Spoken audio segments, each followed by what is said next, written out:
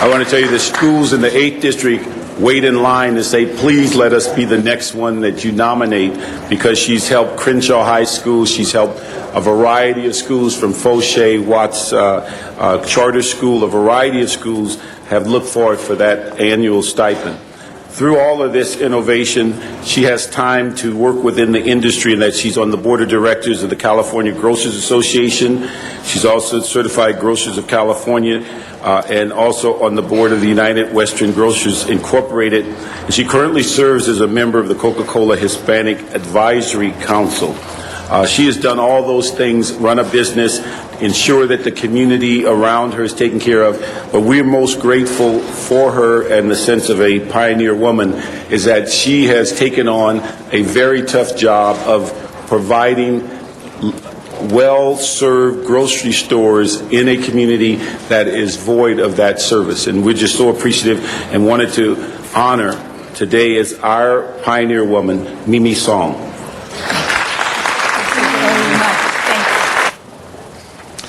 I've been privileged to work with many different folks in my past 6 years as a council member, and about, I'd say, 12 years as a staff person.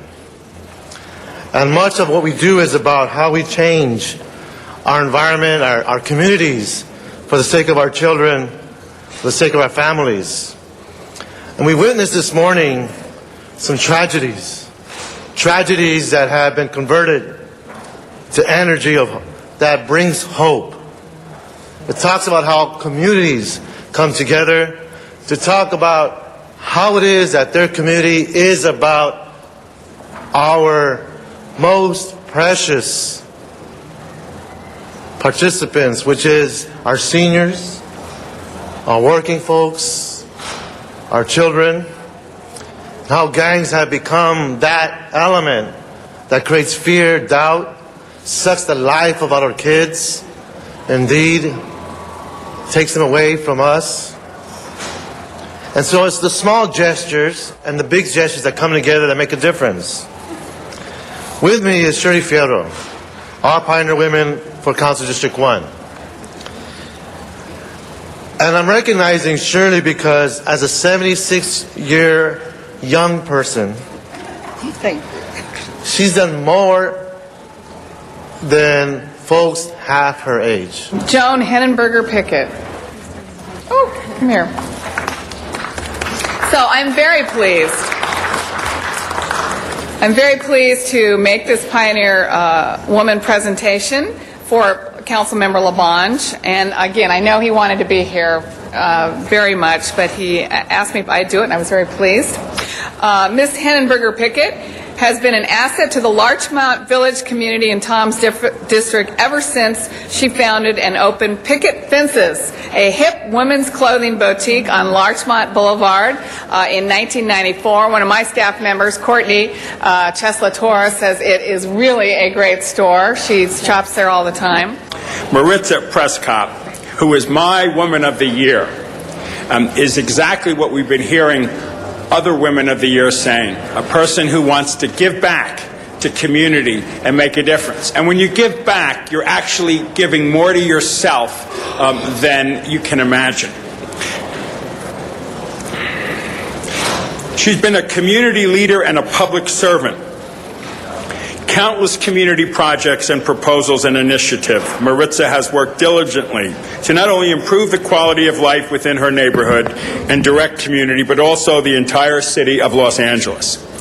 Maritza has lived in Los Angeles since her immigration from El Salvador in 1977. Over 40% of us are immigrants from all over the planet that has truly enriched our great city. She's a dedicated volunteer toward education, planning, and land use issues. She has served as a member of several community organizations, most recently the Mar Vista Community Council. On behalf of Jan Perry in the 9th District, we're going to honor today as the Pioneer Woman is Kathy McEnany. And she's an LA police officer who I had the pleasure of working with for a number of years. She is the mainstay in working at the Skid Row area and dealing with the crime problems and all of the homelessness in the area. She's a senior lead officer. I had the pleasure of being with her in 1999. She was the Officer of the Year at Central Area and also the Officer of the Year for Central Bureau. And that is quite a commendation for someone as a field officer.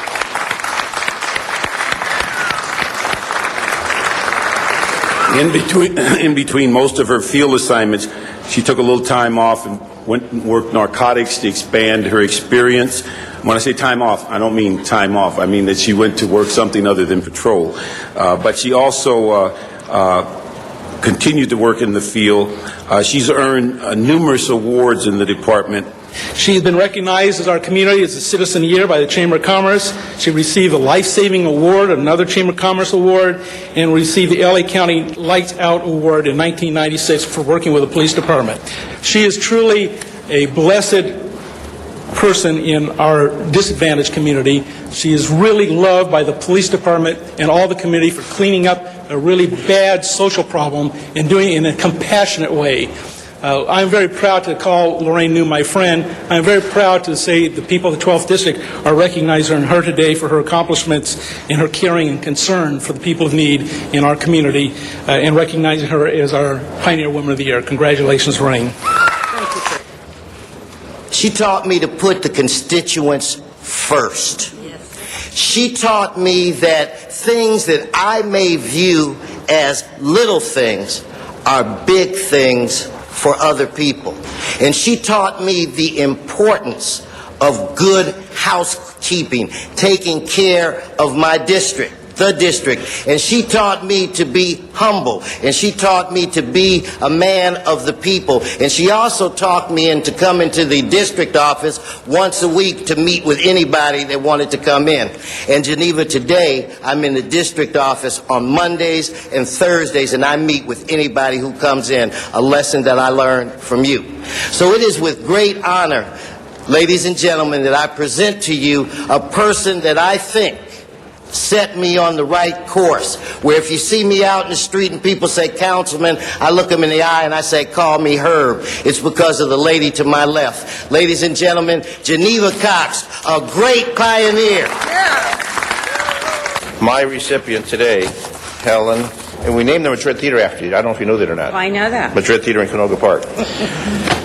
Helen exemplifies extraordinary strength, resolve, and determination. Those are qualities that make her Pioneer Woman for the 3rd District.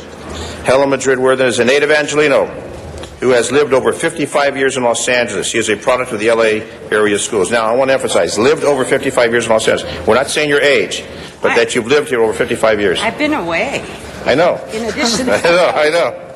After a 31-year career with the gas company, raising 2 sons, being a stepmother to 4 young adults, in retirement, she enjoys activities that help improve our city and the San Fernando Valley.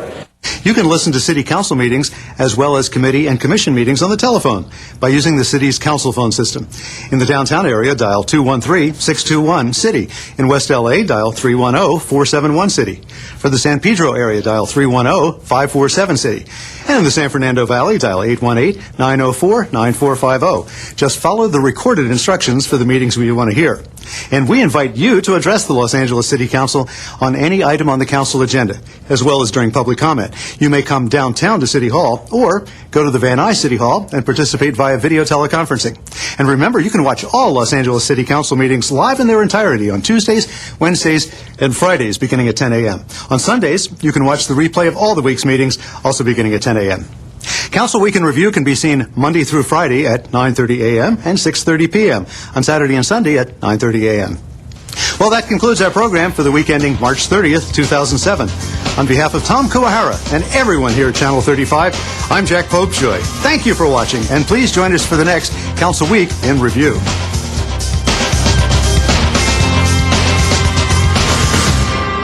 In the city of Los Angeles, when duty calls, the LAPD responds. Hey, John, lower the gun, buddy. John, leave the gun. Working as a team. Go ahead and put the gun down. John, nobody's going to come at you, all right? But I'd feel a whole lot better if you were to lower that gun. To protect and to serve. Why don't you come back here to me, all right? All right, that's good. Walk toward me with your hands up, John. Put your hands up. All units code 426. Thanks for working with me. 299, show me code 6 and the auto go search for the Amber Alert. To fight crime and to keep our streets safe. Another positive hit on this bag. We believe at this time that the vehicle is in our custody. Any available unit to respond to the northeast corner, 7th and Bullets for the Amber Alert. 6K253 right. 14X11, show us responding. Cycle 2, we're en route. This is it. Go.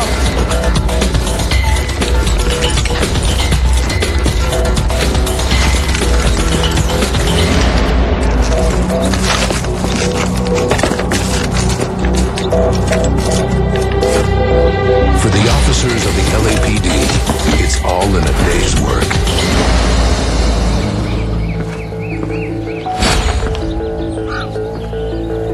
Protecting our families. Look at your daddy.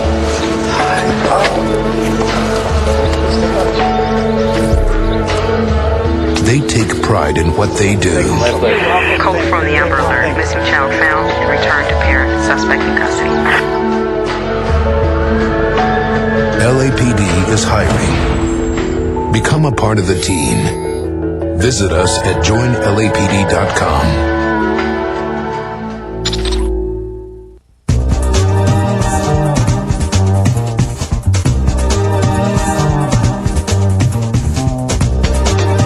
LA City View Channel 35. Your city, your channel.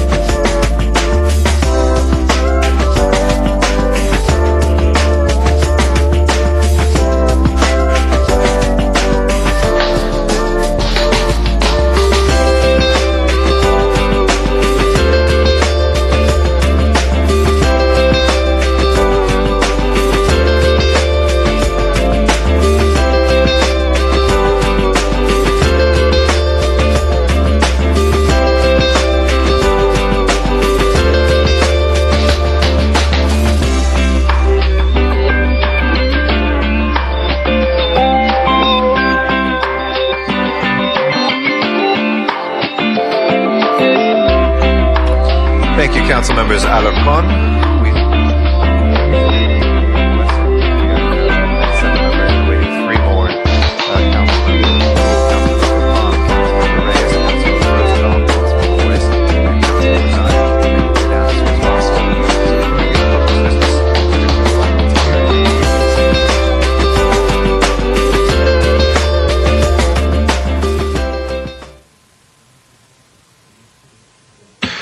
Good morning, Los Angeles, and welcome to the City Council meeting for Tuesday, April 3rd, 2007.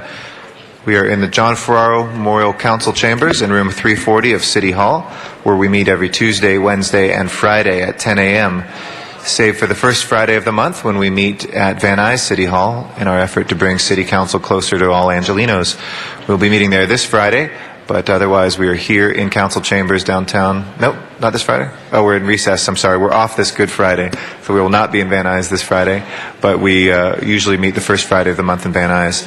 We want to welcome our viewers on Channel 35, and we are broadcast live on Channel 35, LA City View, your city channel, and we are rebroadcast in the evening via tape, and we also are available online. If you want to go to our city's homepage at www.lacity.org and click on City Council page, you can find live streaming webcast video of our council meetings, and soon we will have video on demand where you can pull down individual items and individual meetings, and we look forward to debuting that through the good work of Councilmember Bernard Parks' office, and I want to thank my staff for working on that as well. Lastly, if you aren't close to a computer or a television, you can always call into Council Phone, which is a service of Information Technology Agency, and you can call 213-621-CITY and listen to the committee or full council proceedings via telephone. We invite members of the public to testify during general public comment, which is for items that are not on our agenda but are nevertheless under our jurisdiction. You can find speaker cards in the back. If you'll fill those out and give them to one of the sergeants at arms, we will be able to make sure you get heard. Also, if you're closer to Van Nuys, you can always testify remotely from Van Nuys City Hall. And with teleconferencing, we're able to watch you here in council chambers and on Channel 35. Also, for items that have been agendized as not yet having had a public hearing in committee, you can testify here as well on those items, just filling out a speaker card as well in the back. All items before the City Council have a public hearing either in council committee or in the full council. Our council ambassadors are usually in the back of the room, local high school students who are here to assist you in the ins and outs of our meetings and are available as well. And we do have posted our code of decorum for our speakers, which is on the podium up there, and we have a timer clock to help you manage your time when you are speaking to the public, speaking to the council, excuse me. We have council members Alarcon, Huizar, Parks, Perry, Smith, and Wesson here. Pursuant to council rules, we are supposed to be here at 10 a.m., and we are awaiting 3 more council members. We have Councilmember Cardenas and Labange excused today on city business, so that would leave Councilmember Gruhl. If you will please make your way down, we are awaiting your presence. Councilmember Hahn, if you will join us, we're also awaiting you in committee. Councilmember Reyes, Councilmember Rosendahl, Councilmember Weiss, and Councilmember Zine. Those members are still expected. We are awaiting your presence again, Councilmembers Gruhl, Hahn, Reyes, Rosendahl, Weiss, and Zine. We need 3 more members. It is 10 after the hour. So thank you to members of the public for your patience, and we will begin this meeting very shortly.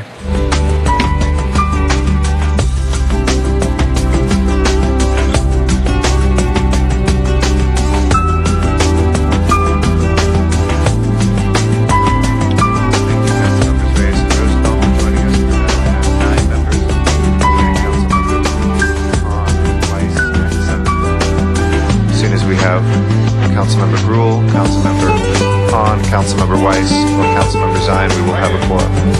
Mr. Zine is here. Madam Clerk, please call the roll. Alarcon, Cardenas, Gruhl, Hahn, Huizar, Labange, Parks, Perry, Reyes, Rosendahl, Smith, Weiss, Wesson, Zine, Garcetti. 10 members present and a quorum, Mr. President. First order of business, please.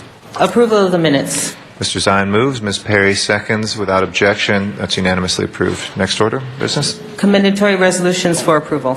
Mr. Reyes moves, Mr. Parks seconds without objection. That is approved as well. Next order, business. And, Mr. President, this is Tuesday, and there is a flag salute. Okay, if I can please ask everybody in council chambers to rise for our Pledge of Allegiance. And Mr. Smith, would you be kind enough to lead us in the pledge?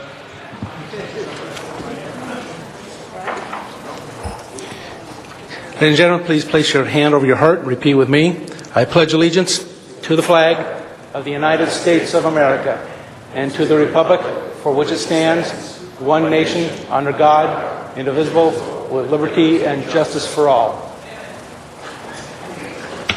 Thank you, Mr. Smith. Next order of business, please. Mr. President, do you wish to take a public comment at this time? Let's run through the agenda, please. First items, Mr. President, are items for which, items noticed for public hearings. Items 1 through 4 are building and safety items, and the department is recommending that item number 3 can be received and filed inasmuch as the lien has been paid. Okay. And then that would leave before council 1, 2, and 4. All right, colleagues, we have 1, 2, and 4. Any specials? 1, 2, and 4? Seeing none, let's open and close the public hearings on those. And go ahead and open the roll, close the roll, and tabulate the vote. 11 ayes. Those are approved. Next items, please. Next items, items 5 and 6 are both also public hearing items, and I believe there are cards on both of those. Let's call those special for cards from the public. Next items, please. Next items are items for which public hearings have been held, items 7 through 29, and on 7, that is, the commissioner, do you wish to hold that on the desk? Please, let's hold the commissioner nomination on the desk. That would be before council, items 8 through 29. Okay. And there are 2 reports on item 29. A motion is required on that one. Okay, I will call 25 special. Ms. Perry? Which one? I'm sorry, I can't hear you. Item 24 is actually in Council District 9, and if it's more efficient, we can continue the item and get it correctly labeled. Do you want to just, we can just amend it. Okay. Okay, we'll just do a journal correction on that, so we don't need to call it special. Mr. Parks? Just want to make a technical correction on item 26. The committee report states that this should go into the state legislative program. It should be the federal. Federal, okay. And also just to ask that we move both reports on 29. Okay. There's no objection. We'll move the reports on 29, 26. We'll make that correction as well. Ms. Gruhl? Number 18, the tax allocation bonds for Exposition University Park. Number 28, I apologize. Number 20? 28. 28? 28, gotcha. Sorry. For Ms. Gruhl, number 28. Other specials, colleagues? Seeing none, let's go ahead and let's take the balance, please. Open the roll, close the roll, and tabulate the vote. 13 ayes. Those are approved as corrected and as moved. Yes, Mr. Rosendahl? Forthwith. Okay, there's no objection. We will send 8 forthwith. Thank you, Mr. Rosendahl. Next items, please. Next items are items for which public hearings have not been held, items 30 through 42. 10 votes are required for consideration. Okay, there's no objection to consideration. Those are before us. We do have cards on a couple. Let's see. I'm sorry, actually, we do not have cards on this batch. Do we have any from Van Nuys? Nope. Okay, we'll open and close the public hearings on those. Mr. Parks? Could we have 17, 18, 19 forthwith? Yeah, I will do those just after this. Any specials, Mr. Smith? And 31. And 31. You want to call that special, or you want that forthwith? I'm sorry, I thought we just voted already. No, we haven't voted on it. Forthwith, after. Okay, gotcha. After. Any other specials, colleagues? Not. Please open the roll, close the roll, and tabulate the vote. All right. 13 ayes. Those are approved without objection. We'll send 31 forthwith, and if there's no objection to sending 17, 18, and 19 forthwith, that will be the order as well. Next items, please. Next items, Mr. President, are on the supplemental agenda. Item number 43 is the veto message. Let's call that special. Okay. And Next that item. next item is item number 44, and that's an item notice for public hearing. It's a finding of public convenience and necessity in Council District 9, and a motion is required to either grant or deny the application. Ms. Berry? I just wanted to ask for 43A and then, Oh, wait, before, we called 43 special, we're on 44, it's in your district, did you want to move? It's a public convenience of necessity for Okay. off-site consumption on Hope Street, you okay? yeah. Okay, we'll move that. If you can please open the roll, close the roll, and tabulate the vote. 13 ayes. That is approved. Next item, please. Next items are items for which public hearings have not been held, items 45 through 59. 10 votes are required for consideration. I'm sorry, these are for not, Correct. Public hearings have not been held. okay. We do have cards then on 46, and we have on 59. So we'll call those special. Yes, Mr. Weiss? On item 46, could we just, on 46L, I just want to make a verbal motion Okay. to amend the hours there from 4 p.m. to 1 a.m. Okay. Going a little longer. Any other specials, colleagues, on those? On the rest, we'll open and close the public hearings. And on the balance, if we can please open the roll, close the roll, and tabulate the vote. 13 ayes. Those are approved. That would take us back to public comment, Madam Clerk? Yes, Mr. President. Okay. Now it's time for public comment. We'd like to start with Donna Pearman out in Van Nuys. Good morning. Oh, no. Would you like to start with Donna out in Van Nuys? When you know. We're just awaiting the video connection with Van Nuys, if you can sit tight. All right, Ms. Pearman? Can you hear us? Ms. Pearman, can you hear us out there? Yeah, they've got to. Does it say that they're having If not, we'll make sure. Yeah. Okay, I think we do not have that audio connection. We'll make sure that she knows. We'll go in here next to Michael Carrion, and we'll come back to Ms. Pearman. Good morning. Morning. My name is Michael Carrion. I'm from the 14th District, and I'm here with some disturbing news here. I got a policy, the street tree trimming policy, that's from the city of Los Angeles, from a chief, George Gonzalez, chief forester. And some of these statements he makes is really appalling. He states that the trees on city facilities are only serviced in an emergency basis. A tree can be there for 50 years before it's serviced. He goes on to state that we have the largest urban forest in the city of in the world, yet we only have $12.2 million to clean those trees. We've had the same thing where we had $0.1 million more year in '99. We're spending $18 per tree when the rest of the county is spending $25 per tree. We call ourselves number one in a lot of things, but yet when it comes to the urban tree forest, we're in neglect of it. This forester goes on to state that the city has enough trees that when the mayor plants his next 1 million trees, he doesn't know where they're going to go. Who is going to pay for these 1 million trees? I asked my councilman, when the mayor comes up with this, please don't put any in our community. The trees are dying and falling, and they've been on a 10 to 12 year cycle before they're trimmed. I had a palm tree fall 5 feet from my grandson, a palm branch, a large one. I guarantee you, gentlemen, if my grandson gets hurt, you will hear a hell of a lot more from me. These trees are dangerous, and it is neglect on the part of this city. You want to plant more? Find out who's going to pay for the maintenance first. Neglect. Thank you. We'll try, Van Nuys, have we been able to contact Ms. Pearman? Let's try that one more time and see if... Ms. Pearman, are you ready to speak out in Van Nuys?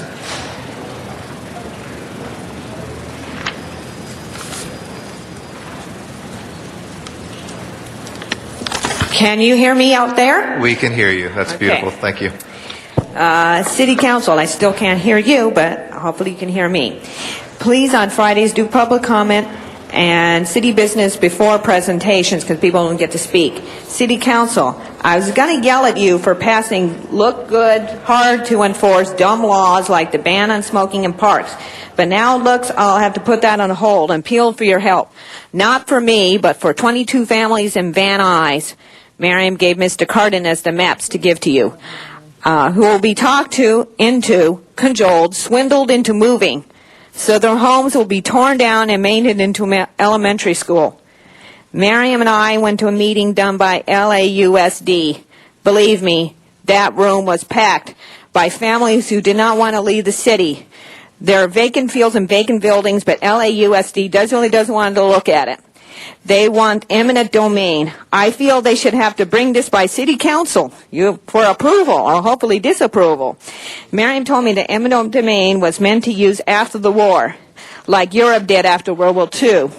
The city council, if you help, your names will go down as wonderful congresspeople. They will praise your names. A neighborhood will be saved. Mr. Cardenas and Senate Council, please get on the ball. LAUSD should not use eminent domain. A neighborhood, make LAUSD first, become by you. Let those people in Van Nuys come to appeal their positions, and please don't rubber stamp it. Close the roll, table to vote, 12 ayes. And I also like to say, I'm still mad about the ban on smoking in parks, because who's going to enforce it? The cops are needed to contact gang members and child snatchings, and how are you going to inform the public? But maybe you don't want to inform the public because you want money for the city. Okay, that's it. Thank you. Oh, Thank Mr. you very Garcetti, much. you look handsome again. Oh, I can It's hear kind you of now. you to say. Thank you. Chuck Tenon is our next speaker, and then Arnold Sachs will be next here in City Council chambers. Good morning. Good morning, council members, Wendy Gruhl, President Garcetti. I'm here on a sad note today to speak on behalf of some recently evicted tenants on West Magnolia Boulevard in Valley Village. It was a huge disappointment to the affected tenants in our two buildings in Valley Village that our council members' office and staff did little or nothing to minimize the blow of the loss of affordable housing and the displacement of tenants that were forced out of their homes on our street. Recently, the tenants in a row of 6 buildings on our street were forced out, but this does not give the developer the right in our 2 buildings to demoralize or intentionally inflict stress on the affected tenants that cried out for months for help in a time of need and support from our council member District 2 for our 2 buildings. Developers may have the right to do what they want with their property, but that does not mean it gives them the right to play with human lives and emotions and destroy a good neighborhood and destroys people's lives with inconsistent and statements in bad faith that were unnecessary. It was sad to see my neighbors and friends that lived in 2 buildings for many years crying and stressed and forced out of their homes. They left with dignity, but they resented anger towards the irrational and cruel developer named Gary Scheffel, who had previously expressed a hatred for tenants with absolutely no compassion. The developer was petty. He did not help the tenants relocate. In fact, he charged an 83-year-old lady that was blind 2 days of rent because she was 2 days late in trying to move out when there were 20 vacant apartments sitting there for months and 3 tenants needing a stove for months he wouldn't fix. He wouldn't fix the roof. He wouldn't fix the termite problem. If it's all about development rights, he got his way, but you cannot deny the community's rights in putting infrastructures, a storm drain, widening a substation. Thank you, Mr. Tenon. Thank you very much. Our next speaker is Arnold Sachs. Good morning, Mr. Sachs. Good morning, council members. Thank you very much. Just 2 items. I know they've been on the agenda and they've had public hearings. Unfortunately, I couldn't attend the committee meeting hearings. Numbers 21, 22, 23, and 24 regard leasing agreements that the city is entering into, being overseen by the GSD department General Services Department, and I just was wondering if the General Services Department oversaw the lease agreement at LAWA that allows ATS to lease city property without the city getting any funding for it. And then items number 17, 18, 19, and 20 regard issuance of city bonds. And since Councilman Padilla is no longer here to be a watchdog over the issuance of the city bonds, I was wondering that the total bonds issued is $43.5 million. There's $159,000 for bond counsel, $91,000 for bond disclosure fees, and $67,500 for financial advice. Yet when the bonds for the city, the police department were issued, none of these extra fees were included in any of the disclosure facts. And also, when the bonds for LAWA, the expansion of Tom Bradley Airport, were issued, none of those fees were issued there. In addition, the bonds, as the bond amounts decrease, the fees involved increase. That just doesn't seem to make sense, and it doesn't seem to be very good, make very good economic sense. Thank you very much. Thank you. And, Mr. President, for the record, those items are on the agenda, and there was a public hearing already, and he should not be speaking on items that are on the agenda. Okay. Thank you very much. Oscar Johnson's our next speaker. Oh, okay. It looks like, oh, good. Wait till we talk to the next, and then. Good morning. My name is Oscar Johnson. I'm a concerned citizen of the city of Los Angeles, and I'm an activist for the homeless on Skid Row, downtown Los Angeles, and I have a very big vendetta against our police department. On the March 10th, in front of the Midnight Mission, between hours of 2 o'clock and 2:30 p.m., an undercover police car hit and killed African-American homeless male. This is another unsolved murder. But there's something going on between the district attorney and the police department that they can't come together and try to solve more murders that involve African-American people in the city of Los Angeles. 90% of the murders is unsolved in the city of Los Angeles pertaining to African-American people. And then they got this, and we want to promote the death penalty. We want the death penalty for senseless killing, for senseless shooting on the offense in the city of Los Angeles, especially with this gang thing. You got Connie Rice and Jim Mack with that police commissioner stuff, talking about they trying to bring the gangs together instead of them disseminating the game. Because they're making money off other people's interests with their game, they get $80 million a year for no results to fight gangs. And that's wrong for government to give government money. But it seems as though that's the same race giving the same race money to be over another race. And that is unconstitutional, wrong what's going on in Los Angeles today with our city government and the police department. And with the police department, they follow me almost daily. But if they can find me, they should be able to find what they should be finding in the street if they've been put in that position to uphold the law and protect the citizens of Los Angeles. And the MTA bus began to be a bus unsafe to ride on. We have overcrowded condition on the MTA bus. Our senior citizens say they're afraid to ride on the MTA bus. We should have more security and peace from the people who represent us in the city of Los Angeles. Thank you very much, Mr. Johnson. Candido Mares is our next speaker. And then after that will be Don Garza. Mr. President, council members, I had to leave early on Friday, but I wanted to welcome Richard Alarcon back. I was here, Richard, in 93 when you first took that seat. I was here when you left in 97, and here I am in 2007, 98, whenever it was, 98. Welcome back. You have an opportunity, sir. You have a second chance, and I hope that you do the best for the community, and I hope you do great things for your community. I also wanted to welcome back the mayor and those of you that went to Washington. There's a lot of criticism about those travels that you take to Washington, but what they don't realize is we need those federal funds. We need those federal funds for our CD community development. We need it for the neediest those in our city. We need it for the federal funding that we get for law enforcement. We received $175,000 for the Van Nuys Community Court. according to Councilman Cardenas, 2 weeks ago, we now have funding for Van Nuys Boulevard, so hopefully we'll see the revitalization of Van Nuys Boulevard. So for those who criticize, I just want you to know that we need those federal funds. Without them, the city would be in danger. Friday was also a very special event because of the women that were here, the pioneer women that were honored. These women were unbelievable. Each one of them was greater than the other. It was absolutely. And Matt and Miss Hahn, now we know where you get from your father. You were exactly like your father. We're very lucky to have you. But I would just say that these women did it for one thing, for love of their city and for love of their community. So I hope that we recognize more of these ladies in our community. Thank you very much.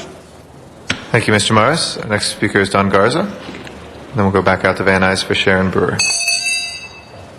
Good morning, City Council. Good morning, City of Los Angeles. Good morning, Senor Council Member Richard Alarcon. Why wasn't I invited on Friday? I'm the town crier. Town crier gets no respect. But, Senor Alarcon, I've yelled at everybody on this City Council as a citizen. Rest assured, one day I will find something to yell at you about. So I gotta treat everybody the same. Everybody. So maybe, God knows, I'll find something. Your mustache, I don't know. But ladies and gentlemen, I'm just here to say it's a wonderful time in the city. Mr. Zine, we're here to, I'm here to, unofficially today thank the mayor, Jan Perry, Jose Huizar, all of you people, and the CRA that supported SRO Housing Corporation, my landlord in Central City East, Skid Row. We're going to be coming in a group hopefully next week. Make sure there's some food here for us. So we're going to thank all of you. But there's other exciting news. We're going to have a fundraiser on the 28th. I'm expecting all of you to be there. There's going to be, it's in September, so put it on your list. But I just came here to say good morning. Welcome, Senor Alarcon. We love you, Janice Hahn.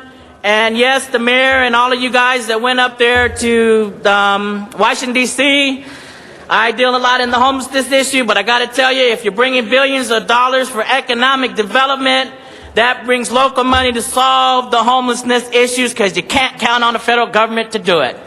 So, welcome, Senor Alarcon, and let's see you guys continue to help those people on the street, and I am the town crier for real, sir. Thank you very much. Thank you very much, Mr. Garza, and thank you for the equal treatment. We appreciate it. Sharon Brewer is our next speaker. Hi, Sharon Brewer, April 1st, 2007, Persian New Year, Lake Balboa. Monday, April 2nd, the Daily News has an article on page 4. It mentions 20,000 in attendance. Fact, inside the restricted area, there were 13 regular chemical toilets, 1 hand sink. Free area, 10 regular toilets, 1 handicapped, 2 hand sinks. Needed at least 50 toilets and 10% had to be handicapped for a crowd of 10,000. The existing restrooms were used. The permit said that they were not to be used. Fact, there were over 60 booths. Permit stated a number at 20. Fact, the traffic on Balboa was a mess. The DOT officers and the rangers were having a hard time dealing with all the traffic that was there. There were only 2 people taking the money, which made a line for the people that had to stand in line. A letter has been sent from a concerned citizen to Ron Berkowitz, Valley Region, addressing some of the concerns that he observed on that day, and they have been copied to John Muckery, Linda Levitin at CD6, and Jose Conejo. And this is just to let CD6 know that there is a letter that's being sent. Also, Tom LaBonge, a copy of this letter has also been sent to you to possibly have in front of your committee. You have 30 seconds. My apologies about the clock there. Don't worry. I just noticed. The thing is, it was really, it's outgrown its usefulness at the park, and the fees that were charged were not in line with what they should have been. And there'll be more. Thank you. Great. Thank you so much. Sorry about the clock. We will get on that right away. Marion Daniels is our last speaker here in City Council chambers. Ms. Daniels, if you'd like to come forward. Good morning.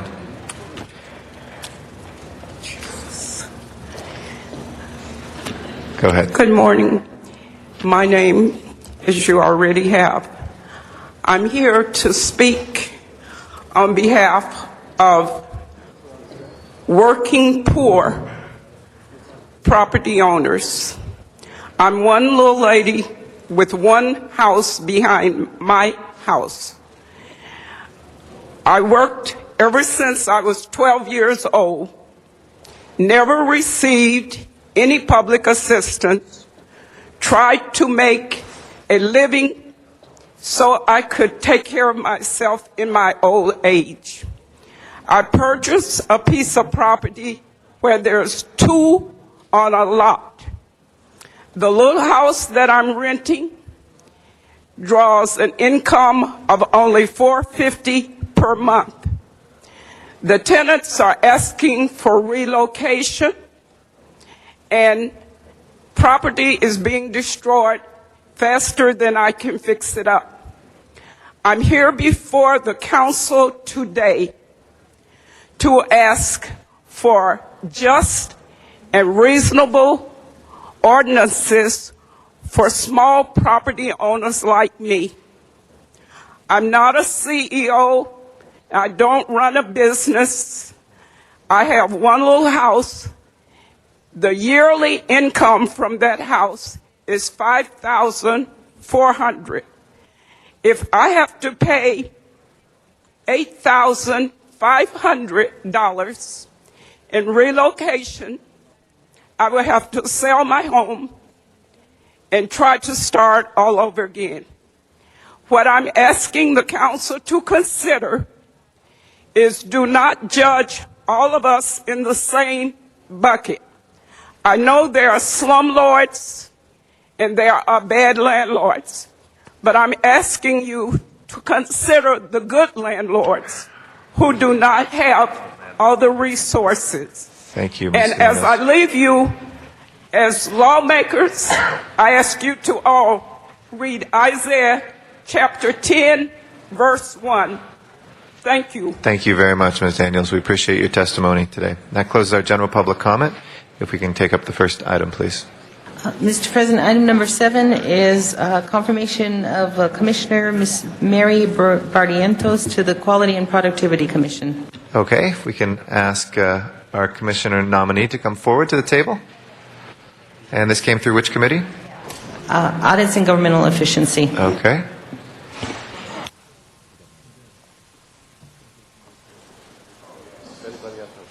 I'd like to recognize Mr. Huizar for Ms. Barrientos. Thank you very much, Mr. President, and welcome, Ms. Barrientos, and thank you. Colleagues, Mr. Zine and I heard Ms. Barrientos in the Audits and Governmental Efficiency Committee. She brings a lot of experience to this commission, having served before on other commissions, and also she does wonderful work in her volunteer time working at a homeless shelter. Can you tell us a little bit more about that and the work you've been doing in the community and what you hope to bring to the commission? Thank you very much. Good morning, ladies and gentlemen. Thank you. The program probably you mentioned is the etiquette program, educational program that we introduced as I was a commissioner in public housing under Reardon, which continues today, and we had the full support of City Council in the year 2003. The program was such a success with public support, private business funding, and city councilmen that we took many of our students and residents to Washington, D.C., and to the White House. So that is probably the program you're talking. Thank you. Thank you very much, and we appreciate your willingness to serve on this commission. We enjoyed talking to you in committee, and colleagues, I would ask for your unanimous support on what we see as someone who's going to truly add value to this commission. Thank you and welcome. Thank you, Councilman. I appreciate this honor. Thank you. Mr. Zine is our next speaker. Thank you, Mr. President. Good morning. Good morning. I want to acknowledge your young daughter, who's not young anymore. Well, she's still young relative to the age. I remember her when she was just a little girl, and now she's 23 years old. Welcome to City Council. I'm not embarrassing you too much. 23 is young. Jack Weiss says 23 is young. Okay. Well, I'll agree. 23 is young. but I want to welcome you to City Hall also, along with your friend. I know that your commission position, quality and productivity, deals with the service of the city, how we deliver services to the communities of Los Angeles, the personnel involved from the different departments, your previous experience, housing, and you were on that commission for a number of years under the Reardon administration, so welcome you back. I know you've got the dedication and love for the city. Another Valley resident, mayor, is appointing to a commission for the city of Los Angeles, so congratulations. And you're going to be joining some other commissioners on that particular commission who are very committed to the quality and productivity of city employees, so congratulations and welcome back to the City Commission. Thank you. It's an honor. Thank you very much. Thank you very much, Mr. Zine. Anybody else wishing to be heard? We want to thank you for putting yourself forward for service, and with that, let's make it official. Please open the roll, Madam Clerk. Thank you. Close the roll and tabulate the vote. 13 ayes. Congratulations, Commissioner Barrientos. Please, a round of applause for our new commissioner. Next item, please. Mr. President, the next item is item number 5, and that was called special for cards from the public. Okay, I'd like to invite our first speaker, Stan Goldstein, forward. And then Rena Letty will be next. Welcome. Good morning. Thank you for your time, Council. I'm against this proposal. I'm a property owner in the area of Zone 1 of the proposal. I've prepared a written statement which I'd like made a permanent part of the record of this hearing. And basically the reason I'm against it is I looked at the engineer's report, and basically the report looked to me to be very hollow in its content and doesn't really explain why the crime or the pollution of the area is increasing. And that's because the city has not enforced the zoning laws there after they changed the zoning some 20 years ago.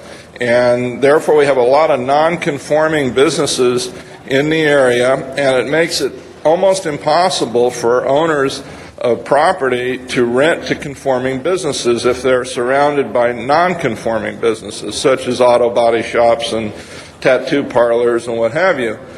So I think the council should hold up approval of this, what seems to me to be a work program for some company, and study this proposal out and see where they really should be spending the money and the time and the effort right now to solve the problems there, and then I'd be more than willing to approve something like this. And that's all I have to say. Thank you very much, sir. Rena Letty is next. Rena Letty, excuse me.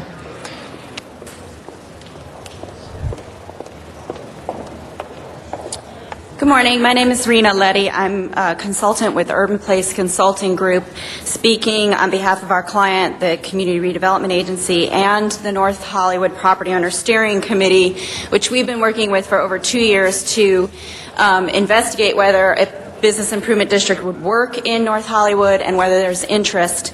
And in fact, we've had a great response from the property owners within that district. More than 50% of those property owners are in favor of doing something, creating a business improvement district, and looking forward to approving it in order to start some great maintenance and safety programs in the North Hollywood district. And if there's any questions, I'd be happy to answer them. Thank you. Thank you very much.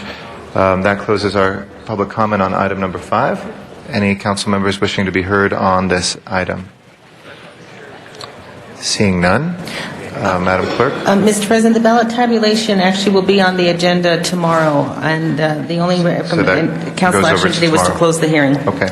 We will close that hearing then, and that will the ballot tabulation will be tomorrow. So we will take that up again. And thank you for your public testimony. Next item, please. Next item, Mr. President, is item number 6, and that was also called special for cards from the public. Okay. Ms. Perry, did you have? Mr. President, if 6 doesn't take too long, I wanted to call item 43 out of order. Okay. Since we're all here. Alrighty. On the supplemental agenda. We've just got 3 public speaker cards. Okay, it's just for the public hearing, and then we'll move to that. Okay? If there's not any objection. No. James Paul will be our first speaker, and then Carmen Salindong, and then James Gibson. Mr. Paul, welcome. Thank you, President and council members. My name is Jim Paul. I'm representing Nick's Check Cashing. We're in the Pico redevelopment area, and We are opposed to this assessment. It's approximately $382,000, and this assessment is to provide us with security and some cleaning along this corridor. I think it's an excessive amount of money to be spending for that. And number two, I think that we need to actually have the landlords be assessed for this. We already, in our CAM costs, have expenses in our leases. And with these leases, we already pay for a majority of this service already. As a tenant, we may move in the future, and it will do nothing but hurt our business. But I think it ought to be passed on uniformly through the landlords. The other thing I would suggest is that before we move any further on it, Councilwoman Hahn, who I happen to be from San Pedro, has done a wonderful job of coming together with the community and partnering with the city to do just this very thing, and has done a great job in the city of San Pedro, and I would like to suggest that we get along with her and help out with this situation. Thank you. Thank you very much, sir.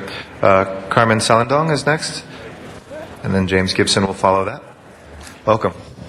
Good morning, everyone. I'm Carmen Salandong. I'm a business owner on Pico Boulevard, 5373 West Pico Boulevard, and I'm here to oppose the new ordinance that's being passed to us. First off, this ordinance is being without general consensus. I have been leasing since April of 2004. No one has approached me that there will be a new ordinance for Pico BID. Number two, without an existing owners association for Pico Boulevard, I think it is not proper for us business owners to pay a special levy when we are not approached, or there's no organization for the businesses on Pico. There's 374 businesses according to the Unique Speak Consulting agency that accounted all the businesses from Pico La Brea to Crescent Heights. I think this ordinance is going to push us more out of business than promote business on Pico Boulevard. And then they would like to levy us for the year 2007. The first quarter has passed, and I think by the time we can all sit down on this, it will be half the year. I think this should be moved another time when everybody has voted for a special levy on Pico Boulevard. So I've got, Mr. Weston, I faxed your office this recommendation, and I'd like you to really, really take a look at it. In the last couple days, I've walked up and down Pico Boulevard, and none of the businesses that I spoke, and I've got a opposition of like over 50 that didn't know what we are doing on this one. So I'd like you to move in and help us here. Thank you very much, Thank you. Ms. Salandong. James Gibson is our last speaker on this item. Welcome, Mr. Gibson. Hi, I'm James Gibson. I'm the office manager with American Plaza Incorporated. Now, the problem with this assessment is we have 4 different businesses on Pico Boulevard. And I was doing the calculations of the assessments, and it's over $10,000. Now, that's a heavy hit for, there may be 4 different businesses, but they're still small businesses. And I mean, we're already paying federal tax, state tax, city tax, and frankly, you say improvements, but I can't see where there are going to be any improvements for the money. And frankly, our business, Mr. Wesson, is small, but it supports a lot of families, a lot of children. And this money could do our businesses a lot of harm, because when you're a small business and you have to pay these kinds of money, somebody's going to lose their job. And I don't believe anybody here in the council chamber wants to see somebody lose their job, because that hurts all of us. So I think this should really be considered, and I would ask you, Mr. Wesson, to do what you could to help the small, because all the businesses on Pico are small businesses, but they still support a lot of families and children. And this should be taken into consideration, because if I have to pay out another $10,000 a year, somebody's getting fired. Thank you. Thank you very much, sir. That closes our general public comment on this. Mr. West? I'm sorry, we're going to continue till tomorrow. That's the public hearing open. I'm sorry. We keep the public hearing open till tomorrow, correct? Now, this Until it passes. This Mr. is Wesson. this is what I'd like to do, Mr. Garcetti. The staff and I had a long discussion last evening where it related to this issue. And what I would suggest that we do is that there needs to be a little more dialogue. Because I think at the end of the day that this could be a good thing. But I wouldn't want to rush this, and I never got into this business to try to put people out of work. Pico Boulevard is very important to me personally, and I think important to the district and the city of Los Angeles. We're trying to attract more small business to that area. Plus, that's my favorite French bakery. And when I heard you speak, I listened. So this is what I'm going to recommend, that we continue this item for a minimum of 90 days, that we have discussions within the community, that I will that I will set up hearings where we can have a give and take, and at the end of the day, hopefully we can find a peace that all of us can live with. So I would think, Mr. President, given the concerns that I've had by the merchants on Pico Boulevard, that this would be a fair compromise. So with that, I recommend that this be continued for at least 90 days. And thank you guys for coming down. Thank you very much. Thank you. I think without objection. Mr. Zine, you had pressed your button. Are you want to speak? Yes, Madam President. I just wanted to acknowledge briefly, we had a community cleanup Saturday. About 150 people showed up, students, etc. Cleaned up in 3 areas in the 3rd district. I want to acknowledge someone in the audience who showed up with his power, what is that called? Power blaster. Showed up with, those your children? Stepchildren. With Candido Morez, who showed up in the 3rd district out of Van Nuys to come help clean up the West San Fernando Valley. I just want to acknowledge you publicly that we appreciate that effort and all the people who helped clean up the West San Fernando Valley this Saturday. I know Big Sunday's coming up, which is another big cleanup, but I was so surprised to see you coming in with your truck, with your power blaster there to help out, so we really appreciate it. Just want to acknowledge you, Candido. Well, we thank you, and the community thanks you. Thank you, Madam President. Thank you, Mr. Zine. And that was related to and I'm kidding you. Thank you. So without objection, it'll be continued 90 days. And Madam President, just for council's information, the new date is July 6th. July 6th. Okay. Thank you. Next item, Madam Clerk. Madam President, I believe there's a request to take item 43 out of order. 43. Okay. Who's 43 was called? That was Councilmember Perry. Okay. Ms. Perry, we do have speaker cards. Do you want to hear public comment? Is this an item that's... Please. Yes, please. First? Yes. Okay. So I'd like to call up the following individuals: Arnold Sachs, John Whitaker, Paul Rohrer. Mr. Sachs?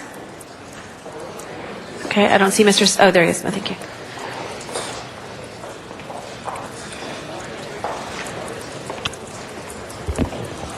Good morning again, council members. Thank you very much. I'd just like to be sure that that this is, I'm not sure, this motion hasn't been passed because the mayor vetoed it, and this is a hearing to override the mayor's veto. But if the city council decides to enter into a new motion, I just hope that the same fiasco doesn't occur that occurred with the song and dance routine regarding the restaurant workers, the business district out by the airport, where the hotel workers were offered a living wage, and then the ordinance was passed, and then a second ordinance, which was basically the same, was also offered, and now it ends up in court with nothing being done for a year. I hope the city attorney is aware of this, and that if this ordinance goes through or there's no ordinance that goes through and it's changed, we don't end up in court over it. Thank you very much. John Whitaker. Good morning. My name is John Whitaker. I'm a partner with the downtown law firm of DLA Piper. I specialize in real estate and land use law. I was one of the members of the task force that responded to the City Council request to review the previous T4 ordinance and to come back with a new ordinance adapted to today's environment to particularly emphasize residential and mixed-use development.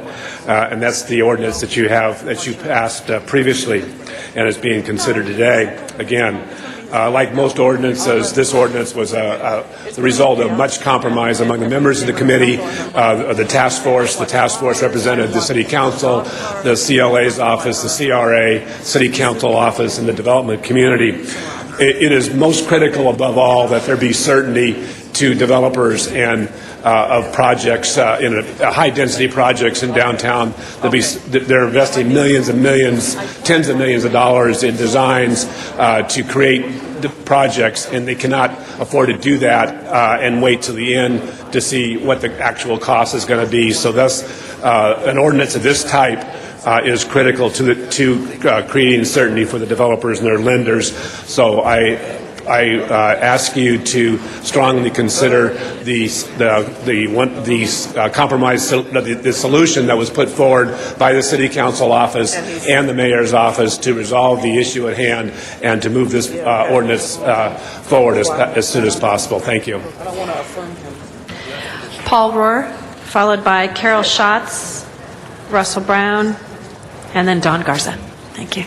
Good morning. I'm Paul Rohr, Munger, Tolson, Olson, and I'm here to speak in favor of this motion. For the better part of 2 years, we have participated in a TFAR working group that included representatives of the Planning Department, the CRA, the CLA, the City Council office, and other downtown stakeholders. Our working group performed a comprehensive study of the city's current TFAR ordinance and considered how it could be revised so that we could streamline the process, assure that public benefit payments are tied directly to land value, and guarantee that all monies received are actually used to provide public benefits. The passage of the TFAR ordinance is important to the future of the city because the TFAR ordinance will facilitate the creation of elegant density using smart growth principles, because it will create jobs and housing while providing literally tens of millions of dollars for affordable housing, homeless services, parks, and other public benefits. We are at an uncertain time. The nationwide housing slump could stall or even stop the still fragile downtown transition into a city that's really a 24-hour city. Moreover, through inaction, we could squander this opportunity to provide substantial public benefits to our city's most needy residents. Councilwoman Perry's motion provides an excellent solution which will allow for the passage of the TFAR ordinance and the future oversight of TFAR transfers by the Council and the Mayor. Consequently, I respectfully ask the Council to vote for the motion and to vote for the passage of the TFAR ordinance. Thank you. Thank you. Carol Schatz. Good morning, members. We Central City Association strongly urges you to support the agreement solution that has been arrived on this issue of the transfer of floor area ratio. It is a critical issue, as you've heard from previous speakers, for our burgeoning downtown renaissance. The existing ordinance, as you know, is cumbersome. Has not worked, has not been a benefit to developers, so it has not been used. So this working group was created with all parties in mind to create something that would work. In the meantime, we have developers, not many, but some, who are very interested in using this mechanism to go higher in the part of the city that wants the density, because many of you in your own districts know that your residents and neighborhoods don't. We want it, it belongs here, and we want to be able to use it while we still have a market that is interested in building. All of you have lived long enough to know that we don't know what will happen with the market at any given time. We had a slowdown last year. It is beginning to pick up, and we really hope that we can capitalize on the momentum that's been created and move this forward. We think it is a balance that represents all of the interests, the public, the private sector, the city's interests, and we hope that you will today indicate your support for what has been hammered out at a lot of pain to a lot of people. Thank you very much. Russell, then followed by Don Garza. Good morning. Thank you. My name is Russell Brown. I'm president of the Downtown LA Neighborhood Council. I'm also chair of RAD LA, which is a Residents Association of Downtown LA, and chair of the Historic Core Neighborhood Block Grant. We approve of this clarification and the solution to trying to help get this program back on track. This program basically has been a program that's been in place that's been cumbersome and not easy to understand and use. We think this is a great asset to help continue to spur downtown renaissance. The program gives flexibility for significant review, including mayoral review.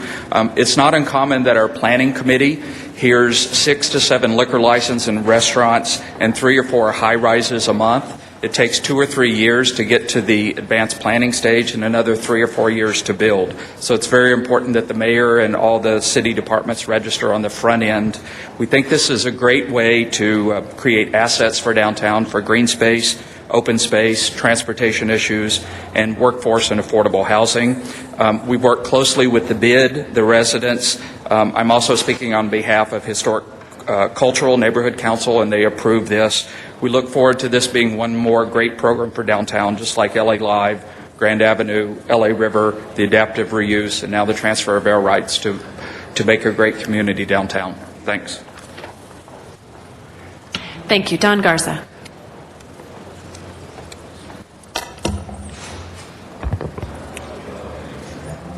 Good morning, City Council. I exhort you on behalf of the residents that need roofs over their heads, not just those that are going to be moving into these condos that these developers want to build. Like many of these speakers, downtown Los Angeles yearns for the density. It's destiny. I would exhort you to side with Miss Perry and her compromise on what we're about to do. But, you know, it makes me very sad when I see this group of people, especially the mayor and others. I don't know what the deal was, but we can't stall this anymore. As you saw, SRO Housing Corporation didn't make the rules for CDBG funding. We've lost money from CDBG funding. I heard that there was in this TFAR issue, a trust fund, and some of that money would be going towards the development of low-income, permanent supportive housing. We need to get this thing on track. We need to do it as quickly and efficiently as possible. We cannot delay the destiny and the economic engine, which is downtown. We want density. This is an incentive for density. Thank you very much. Please, I exhort you, vote on this, because I stand by Ms. Perry when she knows what she's doing, believe me. We believe you, Don. Ms. Perry. Yes. And thank you, Town Crier, for your affirmation of my skills. Thank you. I appreciate it. While I am getting ready to speak, if Mr. Miller and Mr. Gutierrez and Sharon Seedorf Cardenas, they could come to the table. With the assistance of the Office of the Chief Legislative Analyst, the City Attorney, Council President Garcetti, various council members, and mayoral staff, we have worked collectively to prepare a response to matters regarding council and mayoral oversight of the TFAR ordinance. The new TFAR ordinance was adopted unanimously by the City Council on March 7, 2007. The new ordinance clarifies issues related to the sale of TFAR, general community benefits from the sale of TFAR, and seeks to mitigate the impacts of an increase in density in an urbanized downtown and in the neighborhoods that surround downtown Los Angeles. That includes Mr. Reyes's district, Mr. Park's district, Mr. Huizar's district, and gets us pretty close to Mr. Garcetti's district. We were asked to reconsider the language in the ordinance as it pertained to the mayor's role in the application of the ordinance, and a number of members in the council expressed concern and an interest in finding a solution to the question. I felt that it was extremely important for the ordinance to reflect the role of the council as a policy-making body and the mayor as set forth in the city charter and the CRA oversight ordinance, because I believe the current draft is a sound process of checks and balances. And I have a verbal amendment which I will read into the record, and it would amend Section 14.5.7a of the substitute ordinance by adding the following language to the end of the paragraph. The agency shall forward a copy of the application and transfer plan to the mayor's office, the city council office for the city council district in which the receiver site is located, and the chief legislative analyst within 7 days of receiving the completed application. This agreement made will add language to the TFAR ordinance as it pertains to the mayor's participation. This agreement does not change the TFAR ordinance as to substance. The substitution language in the ordinance provides the mayor an opportunity to review council approvals of projects under the TFAR ordinance while ensuring transparency and broad participation by all stakeholders in the development of projects. This is important as the council, by its adoption of the ordinance and by the mayor's concurrence, agreed that the TFAR ordinance is a solid piece of legislation and good policy. The substitute motion that I've introduced, if adopted, will solidify the agreement made and recognize the 18 months of hard work that was done to update this ordinance. The city attorney has added new language to the TFAR ordinance, which is before us today as part of the continuation agenda. This TFAR ordinance is an important piece of legislation, and it is one in a series of land use policies that I, as some others have, been working on. TFAR policy is not about who is in office. It is a policy that honors a process. It is a policy and a process that will be in place for a long time to come. And I'm going to come back and ask all council members to vote yes or affirmatively on the adoption of the substitute motion. But before we get to that point, I'd like to ask our city attorney to review for the benefit of the council members, again, the amended language and how we reached this draft today. I don't have her. Either Sharon or Peter. Hold my time. You're a couple minutes over, but we'll hold your time, Ms. Perry, and give you more. I think you get 6 minutes, though, I think. So I think you've only had 5, so. Yeah. Sharon Seedorf Cardenas, City Attorney's Office. The amendments from the ordinance that had originally been sent to the mayor are the following, and they were based upon the motion that was proposed earlier. It amends section 14.5.5, which is early consultation session, to have the early consultation with the agency staff include the Department of City Planning, the Mayor's Office, and the City Council Office for the City Council District in which the receiver site is located, and the Chief Legislative Analyst. That's early consultation.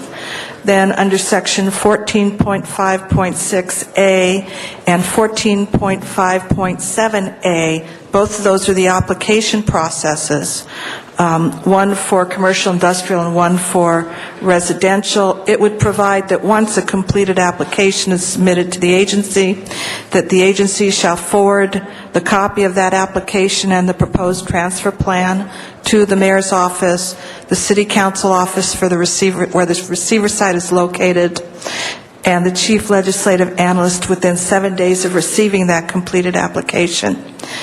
In addition, Section 14.5.6, dealing with commercial industrial projects, the provision was amended to add for review by the mayor. It would provide that once the council acts to approve or conditionally approve a project, that the files be transmitted to the mayor. He would have 10 days then to approve or disapprove the proposed transfer. If he failed to act within the 10 days, then it would be deemed approved. If he did take an action to disapprove it, it would be returned to the council for them to have 60 days to override the mayor's vote. That same provision it appears in Section 14.5.6 for commercial industrial projects and 14.5.7 for residential projects.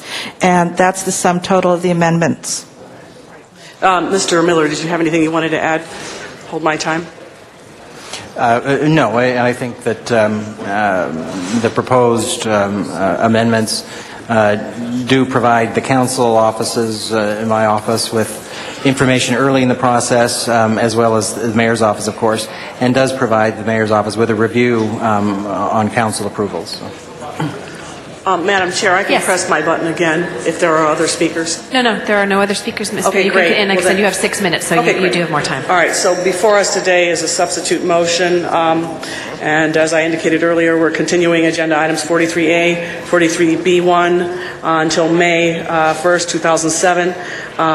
We have a substitute ordinance in place, 43B, which will be considered tomorrow and hopefully adopted tomorrow, and I just ask for an aye vote on what is before you today with the substitute language. Thank you, Ms. Perry. We do have now, Mr. Wiesar has pushed his button. Great, thank you very much. And I want to just to let people know, and the public and the colleagues, that I've introduced an amending motion that would ask for a report back on several items that I think would be worth discussing in public about the impacts on if should we make some changes. I want to thank everybody who actually brought us up to this point, 18 months of hard work. And when I first got to council, Councilwoman Wendy Grill reminded me of how quickly things happen around here. But I know a lot of people put a lot of time into this, and we appreciate your hard work. But I thought it would be important to look at several items to see how this would help the ordinance and help achieve our goals of what we're trying to do here. One of those things that I hope we could discuss is if we expand the list of public purposes for the funds. For example, the public purpose does not currently include or is missing infrastructure, public works, and public safety. And in fact, as a lot of our colleagues would note, that's probably some of the items that our constituents often ask us for, filling those potholes, trimming those trees, items like that. I think if we include those items and we have a discussion around it, it would actually give us more flexibility about how we could improve the areas that we're intending to improve.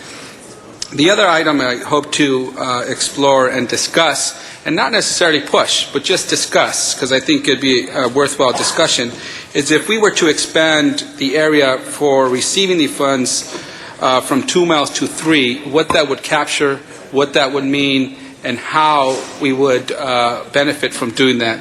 That would be another item. I think that there again it would give us more flexibility as to the areas we are intending to improve. And as we see Los Angeles, downtown Los Angeles today, continuing to grow and expand with the LA Live, Grand Avenue, what we're doing on the historic core and the Arts District, I think would behoove us not to just limit ourselves to a smaller area. But that's something I think would be worth exploring in public and to see where that would get us if, in fact, the public and the stakeholders and the council would like to go that way as well. And finally, I thought it might be interesting to explore expanding the Public Benefits Committee if that was helpful. I know a lot of people have talked about this for some time.